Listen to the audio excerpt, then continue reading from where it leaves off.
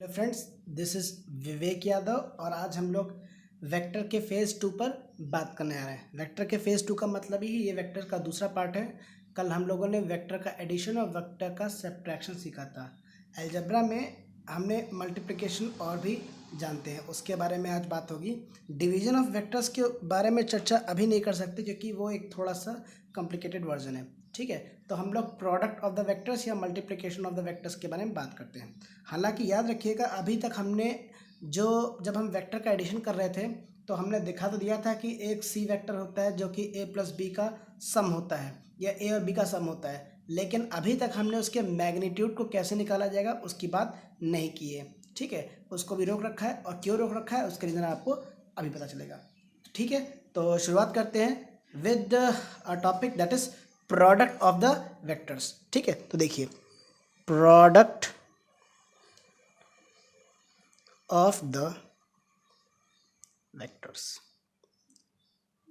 Vectors जानते हैं, जब दो वेक्टर्स को मल्टीप्लाई करेंगे तो क्या होगा।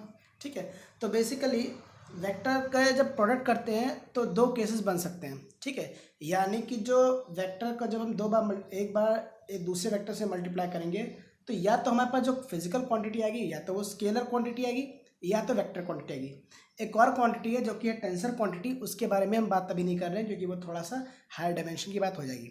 ठीक है, अभी तक जो आप वेक्टर पढ़ रहे हैं, अभी हमने देखा कि वो आई जे के हमने तीन तरह के यूनिट वेक्टर डिफाइन किए जो कि एक्स एक्सिस, वाई एक्सिस और जेड एक्सिस के अलॉन्ग होते हैं। ठीक है, लेकिन जब आप हायर डायमेंशन पढ़ेंगे तो फोर्थ डायमेंशन जो कि टाइम डायमेंशन है उसके बारे में बात करेंगे, बट वो भी यहाँ पर नहीं है। ठीक है, तो हम लोग सिंपल सी बात कर रहे हैं थ्री वेक्टर्स यानी कि थ्री डायमेंशनल वेक्टर्स की बात कर रहे हैं। ठीक है, तो हमें सबसे पहले प्रोडक्ट ऑफ द वेक्टर्स का स्ट्रक्चर जानना चाहिए। ठीक है, तो प्रोडक्ट ऑफ द वेक्टर्स क्या होता है? It is just basically a multiplication of the two vectors. ठीक है, अब ये मल्टीप्लिकेशन में आपको हमने दो क्वांटिटी बताई, तो types of product of vectors में हमारे पास दो क्वांटिटी आती हैं बेस्ड ऑन द आउटपुट। ठीक है, अगर दो वेक्टर्स को मल्टीप्लाई करते हैं और आपको स्केलर क्वांटिटी मिलती है, अगर दो वेक्टर्स को मल्टीप्लाई करते हैं और आपको स्केलर क्वांटिटी मिलती है तो ऐसे प्रोडक्ट को बोलते हैं स्केलर प्रोडक्ट। Scalar product. ठीक है, और अगर किसी दो वेक्टर्स को मल्टीप्लाई करने पर आपको अगर वेक्टर क्वांटिटी मिलती है तो उसे बोलते हैं हम वेक्टर प्रोडक्ट। प्रोडक्ट। ठीक है, जिन दो वेक्टर्स को मल्टीप्लाई कर रहे हैं, जिन दो वेक्टर्स का मल्टीप्लिकेशन हो रहा है, उन दोनों वेक्टर्स को बोलते हैं फैक्टर वेक्टर्स। ठीक है, और जो मल्टीप्लिकेशन के बाद आएगा उसे हम बोलते हैं मल्टीपल क्वांटिटी। ठीक है, हमने यहाँ पे वेक्टर स्केलर इसलिए नहीं बोला क्योंकि अभी बताया कि प्रोडक्ट ऑफ वेक्टर्स में मल्टीप्लिकेशन में वेक्टर भी होता है और स्केलर क्वांटिटी भी आउटपुट के रूप में आ सकती है। ठीक है, तो हम लोग एक एक करके बात करेंगे। पहले हम स्केलर प्रोडक्ट की बात करते हैं, फिर हम वेक्टर प्रोडक्ट की बात करेंगे। ठीक है, सो एज यूजुअल हमने बताया कि आपके पास दो वेक्टर्स है, वेक्टर ए, पहले हम लिख लेते हैं स्केलर प्रोडक्ट।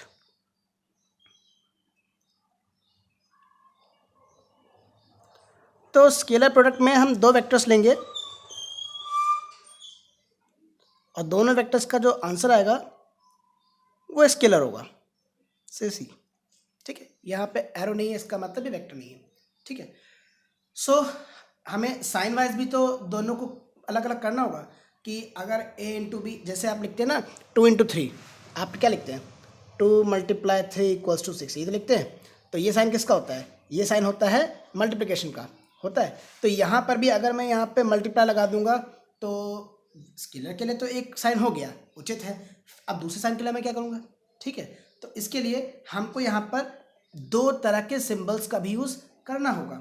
ठीक है, ताकि हम दो वेक्टर्स यानी कि एक स्केलर वेक्टर और एक वेक्टर प्रोडक्ट को हम डिफाइन कर सकें। ठीक है, तो स्केलर प्रोडक्ट के लिए हम लोगों ने जो ऑप्ट किया है वो है एक डॉट, एक डॉट। ठीक है, इसीलिए चूंकि हमने यहाँ पे डॉट पुट किया है, इसीलिए इस वेक्टर को एक नाम और है जिसको बोलते हैं डॉट प्रोडक्ट। ठीक है, एक नाम और है, अभी इसके बारे में डील करेंगे। तो ये डॉट प्रोडक्ट है। ठीक है, तो बेसिकली यहाँ पर हो क्या रहा है पहले जान लेते हैं, फिर हम डिफाइन करते हैं कि कैसे होता है। तो बेसिकली जब स्केलर प्रोडक्ट हम निकालते क्यों हैं, क्या ज़रूरत है स्केलर प्रोडक्ट करने की? ठीक है, तो आंसर ये है, स्केलर प्रोडक्ट तभी किया जाता है जब हम किसी वेक्टर का दूसरे वेक्टर पर प्रोजेक्शन या परछाई लेते हैं। फॉर एग्जांपल कि मान लीजिए यहाँ पे दो वेक्टर्स को हमको मल्टीप्लाई करना है, हम कर क्या रहे हैं, हम कर ये रहे हैं कि हमारे पास एक वेक्टर ए है, ज्योमेट्रिकल इंटरप्रिटेशन आना चाहिए।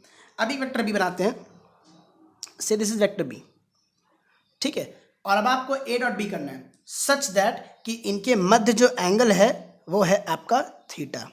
ध्यान रखिए यहाँ पर एंगल का ये डायरेक्शन भी बताया गया है, यानी कि ये बताया गया एंगल जो है वो काउंटर क्लॉकवाइज चल रहा है। मतलब ये जो रे ये है तो ये इस प्रकार से इस प्रकार से ये क्या हो रहा है, एंटी क्लॉकवाइज डायरेक्शन में ये रोटेशन ए से बी की तरफ जा रहा है, यानी काउंटर क्लॉकवाइज डायरेक्शन में जा रहा है। ठीक है, अच्छा अभी हमको इसका डॉट प्रोडक्ट करना है, यानी आने वाली जो क्वांटिटी होगी कैसी होगी, वो एक स्केलर क्वांटिटी होगी। ठीक है, तो हम इसका क्या करते हैं, प्रोजेक्शन करते हैं। प्रोजेक्शन का मतलब ही है आप स्केलर प्रोडक्ट कर रहे हैं। जब इसका प्रोजेक्शन करेंगे तो अगर ये एंगल, प्रोजेक्शन मतलब कि परछाई बनाते हैं। ठीक है, क्या बनाते हैं, परछाई बनाते हैं। तो परछाई बनाते हैं तो देखते हैं कि इसका पोजीशन लेंगे तो ये अगर 90 डिग्री एंगल है तो ये अगर यहाँ से यहाँ तक की वैल्यू फिक्स होगी। जी हाँ, डायरेक्शन तो इनफाइनाइट है, वेक्टर की डायरेक्शन इनफाइनाइट है, बट इस पॉइंट से लेकर इस पॉइंट तक की अगर हम प्रोजेक्शन लेने वाले हैं तो यहाँ से लेकर यहाँ तक की डायरेक्शन फिक्स हो गई, मैग्नीट्यूड फिक्स हो गया ना, क्योंकि वेक्टर है। सही बात है, मैग्नीट्यूड और डायरेक्शन चाहिए। डायरेक्शन तो इनफाइनाइट हो सकती है, कितनी बढ़ सकती है, लेकिन मैग्नीट्यूड तो फिक्स है ना। ठीक है, इसीलिए आपको पैरेलल वेक्टर्स का कॉन्सेप्ट बताया गया था, क्योंकि डायरेक्शन तो कुछ भी हो सकती है लेकिन मैग्नीट्यूड अगर फिक्स हो गया, ठीक है, तो आप एरो की लेंथ पे क्या हो जाएंगे, बाउंड हो जाएंगे। ठीक है, अब अगर ये एंगल थीटा है तो आप जानते हैं कि अगर मेरे पास ये कंपोनेंट से इसको एक्स कंपोनेंट अभी मान लें, ठीक है, तो हम लिख सकते हैं x upon b mod, mod क्यों, क्योंकि लेंथ फिक्स है, हम लेंथ वाइज बात कर रहे हैं, must be equals to cos theta. ये हाई स्कूल का ट्रिग्नोमेट्रिक फंक्शन है, base upon hypotenuse is called cos theta. तो यहाँ से x की वैल्यू क्या आ जाएगी, ये आ जाएगी mod of b cos theta. Remember that अभी भी एक स्केलर क्वांटिटी है, अभी भी एक स्केलर क्वांटिटी है। ये लेंथ, ये जो वेक्टर है ये भी लेंथ फिक्स होगी। ठीक है, so a dot b is defined as, इन दोनों का एक तो मॉड ऑफ a क्योंकि लेंथ फिक्स है, और टाइम्स ये x, यानी कि ये लेंथ कितनी है, mod of b cos theta. So आप लोग डेफिनेशन देखते हैं a dot b equals to a b cos theta, वो यहाँ से आता है। ठीक है, वो यहाँ से आता है। ठीक है, तो a डॉट बी हमने डिफाइन किया ए बी कॉस थीटा, कैसे, मॉड ऑफ a यानी कि वेक्टर का लेंथ फिक्स है, b जो कि प्रोजेक्शन था, तो b a पर b का प्रोजेक्शन क्या है, तो ये है b कॉस थीटा। यहाँ पे एक्सप्रेशन आपको दिख रहा है, इसीलिए हमने वहाँ पे दोनों लीनियर एक लाइन में है, इसीलिए हम क्या कहते हैं, यहाँ पर ऐसा काम करते हैं, प्रोजेक्शन लेते हैं। ठीक है, अगर आपको इस पर विश्वास नहीं है तो एक हम कॉन्सेप्ट और लेते हैं, उससे समझने की कोशिश करते हैं। आप लोगों ने डेफिनेशन ऑफ वर्क पढ़ी होगी। वर्क की डेफिनेशन क्या कहती है, वर्क की डेफिनेशन कहती है कि अगर किसी एक ऑब्जेक्ट पर एक्सटर्नल फोर्स लगाया जाए, मान लीजिए हमारे पास ये ऑब्जेक्ट है, से वुडन ब्लॉक, ठीक है, ऑब्जेक्ट है, इस पर हम फोर्स लगा लें, से एफ।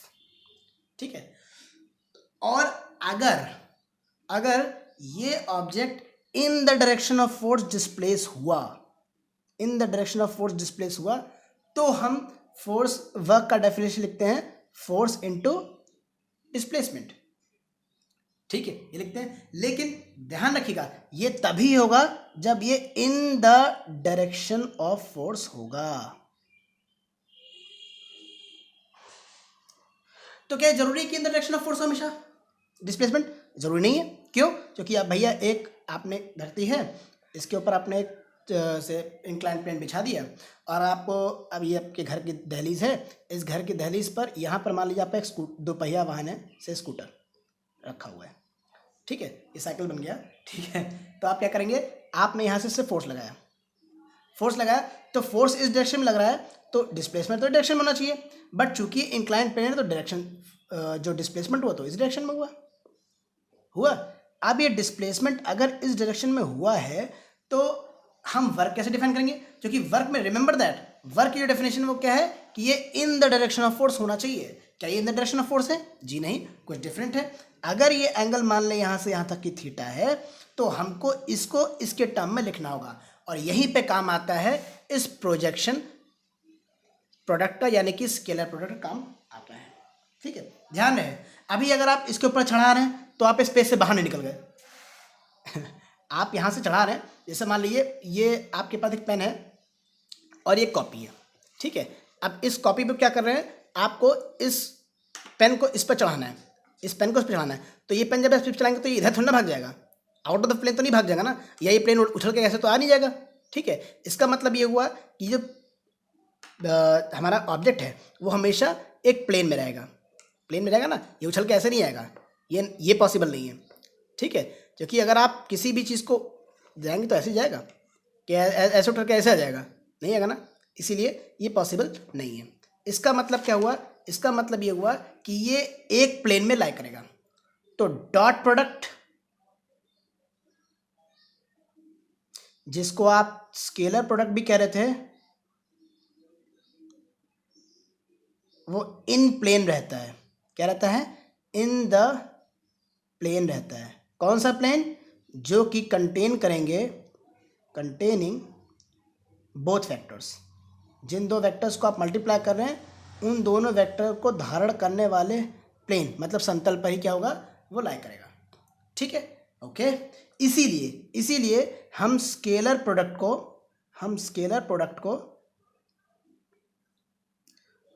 इनर प्रोडक्ट भी कहते हैं, इनर प्रोडक्ट भी कहते हैं। तो यहाँ पे इनर क्या है, इनर का मतलब है कि प्लेन पर ही लाई करना चाहिए, ठीक है। ये कॉन्सेप्ट है इसके पीछे, ठीक है।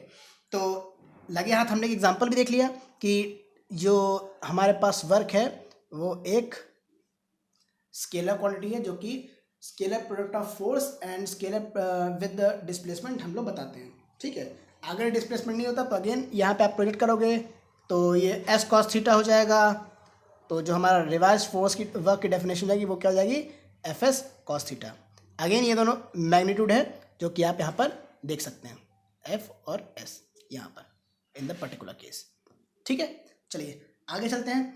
तो ये तो हमारा स्केलर प्रोडक्ट है। अगर इससे जुड़ी कोई भी जानकारी चाहिए तो प्लीज़ प्लीज़ प्लीज़ हमें कमेंट सेक्शन में अवश्य बताइएगा, ठीक है। अब हम लोग बात करते हैं वेक्टर प्रोडक्ट की।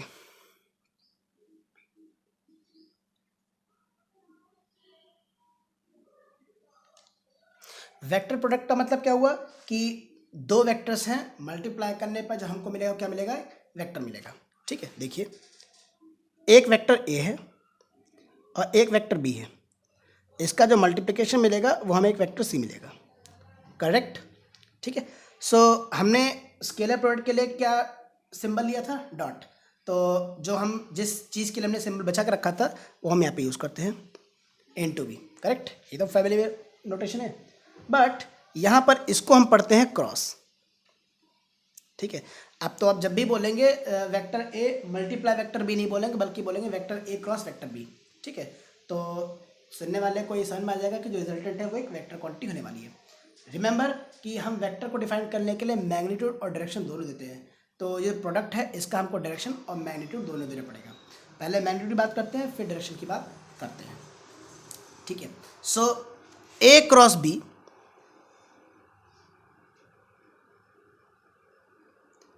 इज डिफाइंड एज, मान लेते हैं पहले हमारा ज्योमेट्रिक मतलब समझते हैं, फिर वो अपने आप आ जाएगा। ये हमारा वेक्टर ए है, ठीक है, और ये हमारे पास वेक्टर बी है, ठीक है। अभी आप जानते हैं एंगल हम लोग ऐसे नाप रहे थे काउंटर क्लॉकवाइज, ठीक है। से दिस इज एंगल थीटा, से this is angle theta.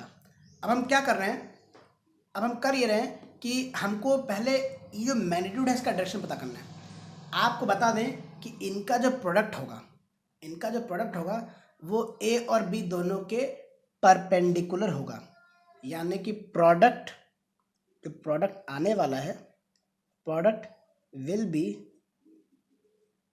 Perpendicular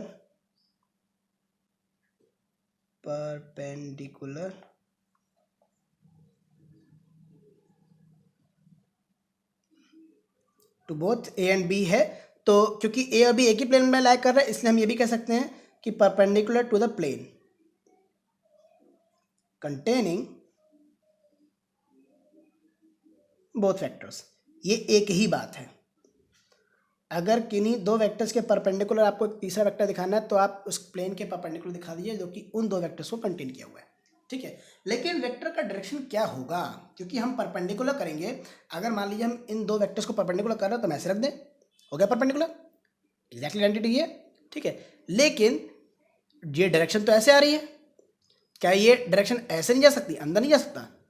अब ये अंदर जाएगा या बाहर आएगा, इसका पता कैसे चलेगा? ठीक है, इसका पता करने के लिए एक रूल है, इसको कहते हैं स्क्रू रूल, उसका इस्तेमाल करते हैं।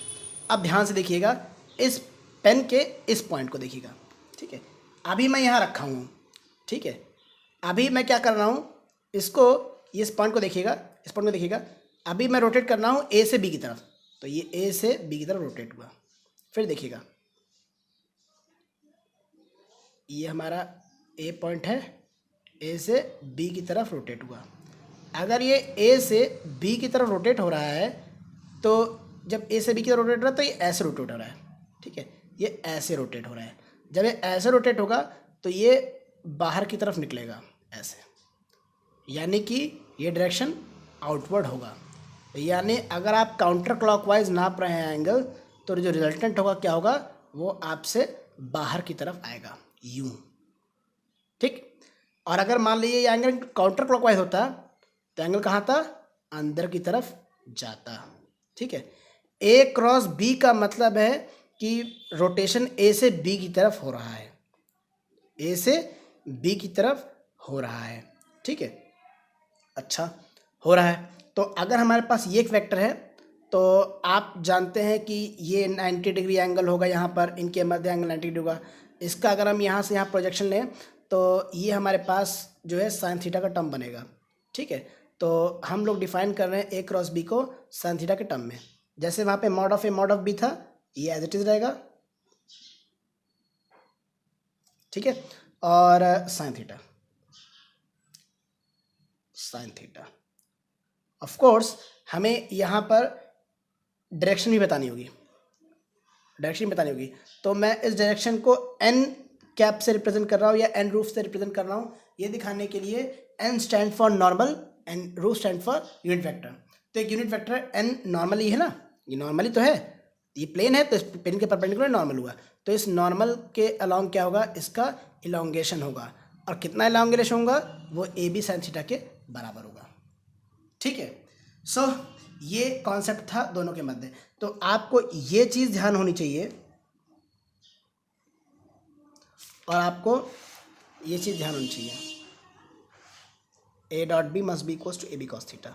ये दोनों ही फैक्टर बहुत ज़्यादा काम आने वाले हैं। क्लास 11th में तो आएंगे ही आएंगे, क्लास 12th में बहुत बड़ा एक चैप्टर है इस पर, ठीक है। सो एक तीर से दो निशाने हो सकते हैं, तो मज़ा आ जाएगा, ठीक है। आगे चलते हैं, ठीक है। अभी हमने देखा कि हमने दो वेक्टर्स डिफाइन किए, ठीक है।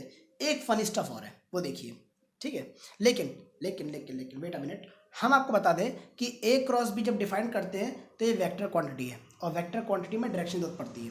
अभी बताया कि इनर और आउटर डायरेक्शन कैसे पता चलेगा। अगर ये काउंटर क्लॉकवाइज डायरेक्शन होगा, बी से ए की तरफ, अगर बी से ए की तरफ एंगल रोटेट होता तो ये जो स्क्रू ड्राइवर है वो अंदर की तरफ जाता, ठीक है। और ए से बी की तरफ हो रहा है, इसलिए स्क्रू ड्राइवर क्या हो रहा है, ये बाहर की तरफ निकल रहा है, ठीक है। तो यहाँ पर a cross b never equals to b cross a, कभी नहीं, ये कम्यूट नहीं करते। इनफैक्ट आप देखेंगे तो a cross b must be equals to minus of b cross a. क्यों? क्योंकि दोनों का डायरेक्शन ऑपोजिट था ना। ए क्रॉस बी मतलब ए से बी की तरफ रोटेशन, ए से बी की तरफ रोटेशन करोगे तो कैसे जाएगा, ये बाहर की तरफ। और बी से ए करोगे मतलब काउंटर क्लॉकवाइज आ रहे हो, सॉरी क्लॉकवाइज आ रहे हो, तो डायरेक्शन क्या होगा, अंदर की तरफ। तो ये अंदर, इधर बाहर, ये अंदर, ये क्या दोनों के भी मध्य जो एंगल बना 180 नहीं बन रहा है, बन रहा है, इसलिए ऑपोजिट डायरेक्शन। और ऑपोजिट डायरेक्शन का मतलब क्या होता है, माइनस साइन होता है, पहले ही बता चुके हैं, ठीक है। अब हम जरा एक फनी स्टफ देखें, और वो है यूनिट वेक्टर्स के साथ देखते हैं कि डॉट और क्रॉस पे क्या फर्क पड़ता है, क्योंकि दोनों का मैग्नीट्यूड 1 होता है। लेकिन ध्यान देने वाली बात यह है कि स्केलर में आपको नंबर मिलेगा और वेक्टर में आपको एज अ वेक्टर मिलेगा, ठीक है। देखिए, तो पहले हम स्केलर प्रोडक्ट की बात कर लेते हैं, ठीक है। तो स्केलर प्रोडक्ट में हम बात करते हैं यूनिट वेक्टर की। तो हमने आई रूफ, जे रूफ एंड के रूफ डिफाइन किए थे। आई रूफ जो है वो एक्स एक्सिस के अलॉन्ग है, जे वाई एक्सिस के अलॉन्ग है और के जेड एक्सिस के अलॉन्ग है, प्लीज रिमेंबर दैट। ठीक है, अगर हम करते हैं आई रूफ डॉट आई रूफ, ये कितना आएगा? तो आप जानते हैं ए डॉट बी डिफाइन किया जाता है mod of a mod of b cos theta. ठीक है, तो mod of i roof, mod of i roof क्योंकि दोनों आई हैं, और कॉस थीटा। वैसे आई क्या है? Unit vector along x axis, correct. ये आई क्या है? ये भी तो unit vector along x axis है। ठीक है, तो इन दोनों, तो ये दोनों क्या हुए? पैरेलल हुए, दोनों पैरेलल हुए, बल्कि इक्वल वेक्टर्स हैं क्योंकि इनका मैग्नीट्यूड भी सेम और डायरेक्शन भी सेम है। डायरेक्शन क्यों सेम है? क्योंकि ये दोनों एक्स एक्सिस के अलोंग जा रहे हैं। मैग्नीट्यूड क्यों सेम है? क्योंकि दोनों का मैग्नीट्यूड कितना है? 1 है। तो यानी कि इक्वल वेक्टर्स हुए, और इक्वल वेक्टर्स के मध्य ये पैरेलल वेक्टर्स, तो एंगल कितना बनेगा? इंटरसेक्ट कर रहे हैं क्या? नहीं कर रहे, इसलिए एंगल कितना होगा? एंगल होगा 0। तो कॉस 0, कॉस 0 की वैल्यू 1, यानी ये हो जाएगा 1 multiplied by 1 multiplied by 1 which is equal to 1। ठीक है, सो यहां से हम रिजल्ट निकाल सकते हैं, i dot i must be equal to j dot j must be equal to k dot k. Same concept, अभी ये एक्स एक्सिस के लॉन्ग था, जे जो होगा वाई एक्सिस के लॉन्ग होगा, के जो होगा वो जेड एक्सिस के लॉन्ग होगा। ठीक है, सिमिलरली अगर हम आई डॉट जे निकालें, वेल इंटरेस्टिंग, आई यानी कि वेक्टर ए का मॉड, वेक्टर बी का मॉड एंड कॉस। अभी यहाँ पे एंगल नहीं मेंशन कर रहा क्योंकि एंगल हमें देखना पड़ेगा। आई क्या था? Unit vector along x axis, correct. J क्या था? Unit vector along y axis. But i और जे के मध्य एंगल वही होगा जो एक्स और वाई के भी मध्य होगा, और एक्स और वाई के मध्य एंगल कितना होता है? 90 डिग्री होता है। ठीक है, इसीलिए यहाँ पे cos 90 end of course 1 into 1 into cos 90 it's 0, therefore it will B 0। तो अगर आप आई डॉट जे करें, जे डॉट के करें, या फिर के डॉट आई करें, ये सब के सब क्या होते हैं? 0। ऑफ कोर्स एक बात और मेंशन करने वाली है कि जो डॉट प्रोडक्ट होता है, जो डॉट प्रोडक्ट है, ये क्या होता है? ये कॉम्यूटेटिव होता है, मतलब कि इसमें ऑर्डर मैटर नहीं करता। ध्यान रहे, डॉट प्रोडक्ट मैटर नहीं करता, लेकिन क्रॉस प्रोडक्ट में ऑर्डर मैटर जरूर करता है। ठीक है, और विश्वास ना हो तो ये देख लीजिए, a cross b must be equals to minus b cross है। यहाँ पर आई डॉट जे करो चाहे जे डॉट आई करो, आपका आंसर उत्तर 0 ही आना है। क्लियर? आगे चलें। सो ये तो हमने डिफाइन कर दिया। अब आते हैं वेक्टर प्रोडक्ट। वेक्टर प्रोडक्ट क्योंकि कोऑर्डिनेट एक्सिस में बिलोंग करता है, क्योंकि हमें वहाँ से ही पोजीशन वेक्टर वगैरह डिफाइन करेंगे, तो ध्यान रहे कि हमेशा यूज़ कीजिए राइट हैंडेड कोऑर्डिनेट सिस्टम। आप कहेंगे ये क्या चीज़ है? तो बता दें कि ये जो आप लोग x axis y axis z axis पढ़ते हैं, ये राइट हैंडेड कोऑर्डिनेट सिस्टम कहते हैं उसको। क्यों कहते हैं राइट हैंड कोऑर्डिनेट सिस्टम? तो अगर आप देखिए, हम आपको एक पिक्चराइज करने की कोशिश कर रहे हैं। ये है हमारे पास एक वेक्टर, ठीक है, ये है हमारा एक्स एक्सिस, ये है वाई एक्सिस, और ये देखिए जेड एक्सिस। ये तीनों म्यूचुअली परपेंडिकुलर हैं, तीनों म्यूचुअली परपेंडिकुलर हैं। ठीक है, तो ये राइट हैंडेड है, देखिए राइट हैंडेड है। ठीक है, इसीलिए हम क्या कहते हैं कि ये क्या है? ये एक हमारा कोऑर्डिनेट सिस्टम है। ठीक है, इसमें आप किसी भी एक पॉइंट को, इस एक पॉइंट को आप एक्स एक्सिस के अलॉन्ग, वाई एक्सिस के अलॉन्ग और जेड एक्सिस के अलॉन्ग क्या कर सकते हैं? लोकेट कर सकते हैं। ऐसे कोऑर्डिनेट क्या जाएंगे? एक्स वाई जेड हो जाएंगे। ठीक है, जहाँ पे एक्स जो होगा वो एक्स से डिस्टेंस होगी, वाई वाली जो होगी वो वाई से डिस्टेंस होगी, और जेड वाली जेड से डिस्टेंस होगी। ठीक है, ये 3 डायमेंशनल पॉइंट में हमारा हमने पॉइंट लोकेट किया। अभी मान लीजिए अगर हम इस एक पॉइंट यहाँ लोकेट कर रहे हैं, तो बेसिकली हम एक्स और वाई लेते हैं, कल भी बताया था। अगर ये पॉइंट यहाँ हो 3 डायमेंशन में, तो हमें जेड एक्सिस भी लेना होगा। ये वही जेड एक्सिस था। ठीक है, ये देखिए बाहर निकला हुआ है, ये हमारा जेड एक्सिस है। ठीक है, आई बात समझ में? तो ये हमारा कोऑर्डिनेट सिस्टम है। तो राइट हैंडेड कोऑर्डिनेट सिस्टम हम यूज़ करते हैं। एक और सिस्टम है जिसको बोलते हैं लेफ्ट हैंड कोऑर्डिनेट सिस्टम, लेकिन अभी उसकी हम डिटेल में नहीं जाएंगे क्योंकि वो थोड़ा सा अलग है। ठीक है, तो आप कंफ्यूज ना हो जाए, इसलिए हम केवल राइट हैंडेड कोऑर्डिनेट सिस्टम ही ले रहे हैं। ठीक है, अब और देखिए इसको डिफाइन कैसे करते हैं। तो आई क्रॉस आई डिफाइन करते हैं पहले। ए क्रॉस बी कैसे डिफाइन किया जाता है, ए बी साइन थीटा, यानी कि मॉड ऑफ आई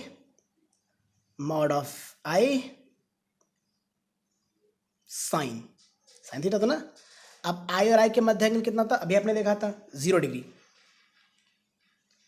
तो it will be 1 × 1 × 0 which is equals to 0, यानी कि i cross i equal, oh sorry it's blunder, i cross i equals to j cross j equals to k cross k, ये सब क्या होंगे, 0 होंगे।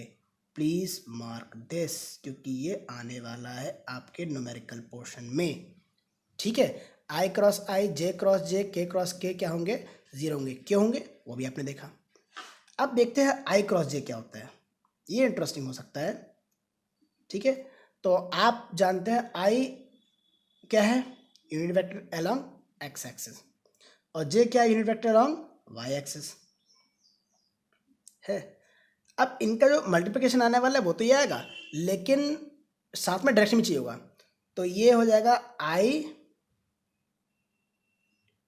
जे मॉड साइन, इन दोनों के मध्य एंगल कितना, 90 डिग्री। तो ये आंसर तो 1 आने वाला है, जिसका मैग्नीट्यूड 1 होगा, बट डायरेक्शन क्या होगा, मैग्नीट्यूड वैसे तो 1 आ गया, ठीक है, साइन 90 1 होता है, तो डायरेक्शन क्या होगा, डायरेक्शन बोला था इन दोनों के परपेंडिकुलर होगा, आई से जे की तरफ रोटेट कर रहे हैं, आई से जे की तरफ रोटेट करेंगे तो काउंटर क्लॉकवाइज कर रहे हैं, इससे डायरेक्शन होगा बाहर की तरफ होगा, बाहर की तरफ मतलब क्या, जेड एक्सिस, तो जेड एक्सिस में वेक्टर क्या होता है, के वेक्टर होता है, तो के जोड़ दीजिए, ठीक है। तो i cross j must be equals to k, ठीक है। Similarly j cross k must be equals to i vector, ठीक है, and k cross i vector equals to j vector. ये वैसे तो याद रखने चाहिए, लेकिन एक तरीका भी है इसको दिखाने का, ठीक है। तो ये आपको लेकिन होना चाहिए, आई क्रॉस जे के होता है, जे क्रॉस के आई होता है, और के क्रॉस आई जे वेक्टर होता है, ठीक है। अब ध्यान रखिएगा, अगर मैं इसका ऑर्डर बदल दूँ, कह दूँ कि भाई हम आई क्रॉस के करेंगे, के क्रॉस आई नहीं करेंगे, तो जैसे ही आप के क्रॉस आई की जगह आई क्रॉस के करते हैं, तो ध्यान रखेंगे इस लॉ के मुताबिक ये क्या हो जाएगा, माइनस हो जाएगा, यानी कि के क्रॉस आई जो होगा वो जे ना बन करके बल्कि माइनस जे बनेगा। सिमिलरली अगर इनका ऑर्डर बदल दूंगा तो ये माइनस आई हो जाएगा, इनका ऑर्डर बदल दूंगा तो ये माइनस के हो जाएगा, ठीक है। ये यूनिट वेक्टर है, प्लीज़ इसको 1 मत समझिएगा, ये यूनिट वेक्टर है, ठीक है। ओके, सो अभी हमने यूनिट वेक्टर्स का प्रोडक्ट सीखा, हमने ये भी सीखा, डॉट प्रोडक्ट भी सीखा, और अब हम लोग एक क्वेश्चन करते हैं जिसकी मदद से हम समझने की कोशिश करते हैं, ठीक है। देखिए एक क्वेश्चन लेते हैं, उसका डॉट और क्रॉस दोनों देखते हैं, ठीक है। तो जस्ट एक नोटेशन है, हम नया पेज ले रहे हैं ताकि आपको आराम समझ में आ जाए। तो हमारे पास एक वेक्टर है, ये 3i + 4j + 5k, एक यूनिट वेक्टर को हमने रैंडम वेक्टर लिया है, और बी डिफाइन किया गया है 2i + j, खत्म, ठीक है। एक पिक्यूलर चीज़ यहाँ पे, ठीक है। आप कहेंगे कि यहाँ पे तो 3 कंपोनेंट्स हैं, यहाँ 2 कंपोनेंट है, अरे भाई तीसरा कंपोनेंट नहीं तो 0k वेक्टर मान लो, ये भी तो हो सकता है, ठीक है। अब हमको क्या करना है, हमें a डॉट बी भी निकालना है और a क्रॉस बी भी निकालना है। आप देखिए कैसे निकालते हैं, तो a डॉट बी पहले निकालते हैं। तो a डॉट बी का तरीका क्या है, a डॉट बी का तरीका ये है कि 3i vector + 4j vector + 5k vector, sorry roof not vector, dot 2i roof + j roof + 0k roof. Clear. अब आप जानते हैं कि जब मल्टीप्लाई करते तो डिस्ट्रीब्यूटिव प्रॉपर्टी से ये क्या हो जाएगा, 3i dot 2i + 3i roof dot j roof + 3i roof dot 0k roof, ठीक है। इसका इस सब के साथ डॉट प्रोडक्ट हुआ है। Similarly +4j dot 2i roof plus 4j roof dot J roof plus 4j roof dot 0k roof plus 5k roof dot 2i roof plus 5k roof dot J roof plus 5k roof dot 0k roof. ठीक है, सो आप जानते हैं i dot आई 1 होगा, I dot J या I dot के या J dot के सब क्या होंगे 0 होंगे, यानी कि सेम वेक्टर्स अगर होंगे तो 1 और अगर अलग अलग वेक्टर होंगे तो 0 डॉट प्रोडक्ट में। ठीक है, तो देखिए यहाँ शुरुआत करते हैं। तो ये था 3i into 2i, 3 dot 2i। ठीक है, तो मैग्नीट्यूड क्या हो जाएंगे 3 to the 6, आई डॉट आई कितना हो गया 1, यानी 1। अब आई डॉट जे क्या होगा 0, आई डॉट जे क्या होगा 0, क्योंकि आई और जे क्या है परपेंडिकुलर है। वैसे आई डॉट के भी क्या हो जाएगा 0, जे डॉट आई भी 0, जे डॉट जे 1, ऑफ कोर्स दोनों सेम वेक्टर्स हैं तो 4, जे डॉट के 0, के डॉट आई 0, के डॉट जे 0, के डॉट के 1, करेक्ट। लेकिन 5 इंटू 0 कितना हुआ 0, तो ये कितना हो जाएगा 0, तो it will be 6 plus 4 which is equals to 10। ठीक, आई बासन में। ठीक है, इस तरह से हम डॉट प्रोडक्ट करते हैं। ठीक है, पहले सबके साथ डॉट प्रोडक्ट लगा लीजिए और उसके बाद आई डॉट आई, जे डॉट जे, के डॉट के को रखिए 1 मानिए और बाकी सबको 0 कर दीजिए, ख़त्म। बहुत ईजी है। ठीक है, प्रैक्टिस करेंगे तो हो जाएगा। ठीक है, अब क्रॉस करते हैं, आप डायरेक्ट करेंगे, ध्यान से देखिएगा। ये लिखा हुआ है 3i plus 4j plus 5k roof cross 2i plus j roof plus 0k roof. ध्यान से देखिएगा क्योंकि अब हम डायरेक्ट करेंगे, सेम जैसे यहाँ पे डॉट लगा हुआ था हम क्या करेंगे क्रॉस करेंगे। ठीक है, तो 3 2 6, आई क्रॉस आई हमने बताया था, आई क्रॉस आई, ये देखिए आई क्रॉस आई कितना होता है 0, आई क्रॉस आई, जे क्रॉस के जे, के क्रॉस के सब क्या होता है 0। ठीक है, सिमिलरली आई क्रॉस जे आपको पता होना चाहिए। ठीक है, ये नोटेशन आपको ध्यान होना चाहिए। अब यहाँ देखिए 3 इंटू 2 कितना हुआ 6, आई क्रॉस आई कितना हुआ, आई क्रॉस आई कितना है 0, सेम वेक्टर्स होंगे तो 0 है ना, तो ये हो गया आपका 0 प्लस सेम इसके साथ करेंगे तो 3i यहाँ पे कितना है तो 1, 3 1 3, आई क्रॉस जे कितना हो गया, आई क्रॉस जे अभी आपने निकाला था, आई क्रॉस जे कितना था के वेक्टर था तो यू हैव टू राइट के। ठीक है, similarly 3i with 0k, 3 into 0 कितना हो गया 0, ओके, तो इसको तो करने से नहीं बनता। अब 4j करते हैं, 4j इंटू 2i, 4 2 कितना हुआ 8, करेक्ट। ठीक, लेकिन j क्रॉस आई, j क्रॉस आई क्या होगा, आप देखें i क्रॉस j तो k था, तो j क्रॉस आई क्या हो जाएगा। अब हम इसको पलट रहे हैं, j क्रॉस आई को पलटेंगे, ये j क्रॉस आई है ना, इसको अगर पलटते हैं तो ये माइनस के हो जाएगा, so you have to write minus k unit vector. समझ में आया, क्योंकि 4 2 8 ये तो ठीक है, लेकिन j क्रॉस आई क्रॉस j नहीं है, आई क्रॉस j होता तो k होता, ये j क्रॉस आई है, j क्रॉस आई है, इसका मतलब क्या है, ये j क्रॉस आई है तो इसका मतलब है कि ये क्या हो जाएगा, ये माइनस हो जाएगा। क्यों माइनस, क्योंकि जो डायरेक्शन वो क्या है वो ऑपोजिट है। ठीक है, अब 4j इंटू 0k, ओ ये तो 4 और इंटू 0 ये तो 0 हो गया। अब इस पर आइए 5k क्रॉस 2i है ना, तो 5 2 कितना हुआ 10, नंबर्स अलग, k cross i, k cross i क्या हमने बताया था, k क्रॉस i था हमारा j, ओके j पुट करते हैं। ठीक, आगे देखिए 5k cross j, 5k cross यहाँ कुछ कितना है, यहाँ कुछ नहीं तो 1 मानेंगे, तो ये 5 1 5। अब k क्रॉस j, k ओ ये j क्रॉस k तो हमारे पास i था, अब k क्रॉस j क्या हो जाएगा, it will B minus i, put करिए माइनस i। ठीक, माइनस i। अब 5 और 0 ये तो पहले 0 हो गया, तो ये है हमारे पास 3k वेक्टर -8 के रूफ प्लस 10 जे रूफ -5 आई रूफ। अब इसको रिजल्ट फॉर्म में लिख लीजिए, तो -5 आई रूफ ये हो जाएगा प्लस 10 जे रूफ, और ये माइनस करेंगे तो -5 के रूफ हो जाएगा। तो इस तरह से करते हैं, ठीक है।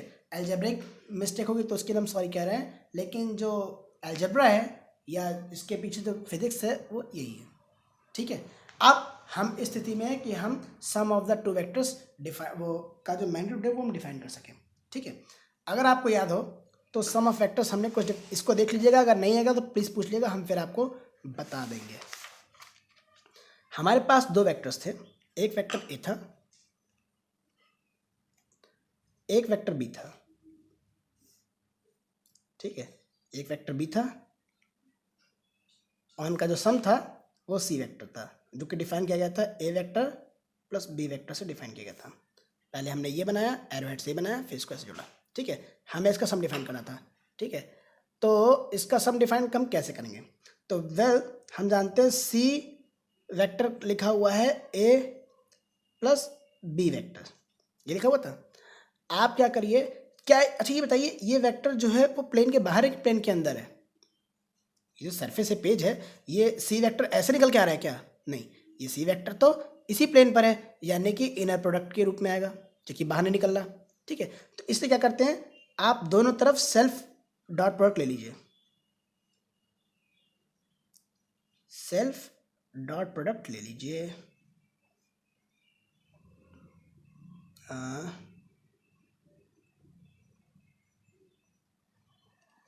ठीक है, तो ये हो जाएगा मॉड ऑफ सी स्क्वायर, ये हो जाएगा a mod square plus b mod square plus 2 mod of नहीं ए डॉट बी। डॉट क्यों? क्योंकि ये अंदर ही है प्लेन पे, बाहर होता तो क्रॉस होता, ठीक है। तो ये लिखा हुआ है a mod square plus b mod square plus 2 a mod b mod and it is written as cos theta, ठीक है। तो मॉड ऑफ सी स्क्वायर का वैल्यू हमारे पास ये आ गया, ठीक है। तो अब मॉड ऑफ सी डिफाइन करेंगे, तो कैसे डिफाइन करेंगे? तो ये स्क्वायर रूट लग जाएगा, यहाँ स्क्वायर था ना तो स्क्वायर रूट लग जाएगा।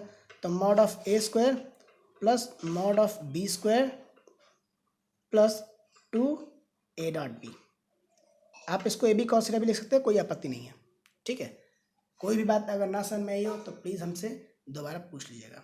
आज के लिए इतना ही, तब तक के लिए धन्यवाद।